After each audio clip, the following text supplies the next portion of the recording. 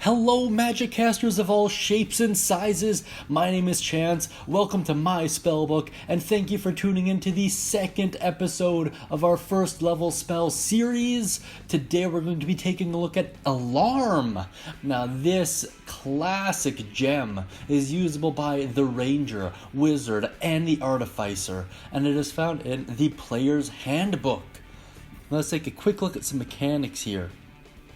The cast time is 1 minute with a ritual tag over it. What this means is if you are a ritual caster, you can take an additional hour to cast the spell, and if you do, you can cast it without using a spell slot, which is super useful in those long campaign sessions.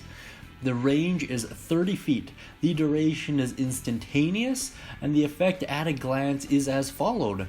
Choose a door or window that fits within a 20-foot cube. Whenever a non-designated, tiny or larger creature touches the area, an audible alarm sounds or mental alarm sounds. The components are somatic, material, and verbal, meaning you have to gesture with one hand. There are material components that are not consumed, and you must speak forth an incantation. The material component, if you're curious, is a tiny bell and piece of fine silver wire, and the school is Abjuration. Now let's take a look at the full description here, just so we are all on the same page. You set an alarm against unwanted intrusion. Choose a door, a window, or an area within range that is no larger than a 20-foot cube.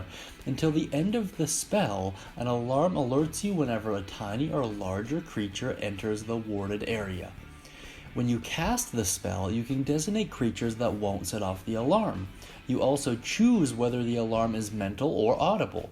A mental alarm alerts you with a ping in your mind if you are within 1 mile of the warded area.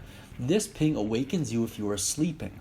An audible alarm produces the sound of a handbell for 10 seconds within 60 feet. Very cool stuff here. You can see how this might be incredibly useful, especially if you're in a party with very low passive perception scores. Now let's take a look at some alternative uses here.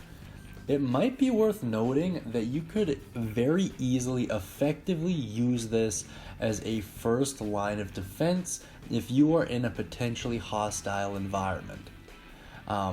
This might actually help you get an advantage on tracking a person. For example, set up the alarm spell around their residence, and when it goes off, then you can start following them. That way you're not stuck waiting all night, right?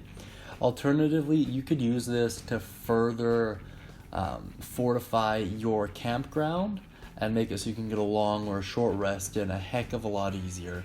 I would also let this be used on items as well, so that way you can be alerted if a letter gets opened or if someone's going through your stuff. I think that would be an incredibly effective tool for DMs, especially if they're having a particular problem with one party member stealing another party member's stuff, and they could use alarm, just grab magic initiate or whatever, or even a spell scroll might work. In any case, that about wraps it up for this episode, guys. I'm sorry it took so long to crank it out. I promise I'm going back on my daily schedule. I was just going through some personal stuff. It's all dealt with now, nothing too bad. It just things that needed a lot of time. That being said, I hope you all have a wonderful day, and if you can think of any other alternative uses for this spell, I'd love to hear it down beneath. Thank you so much, guys, and I'm looking forward to seeing you all tomorrow.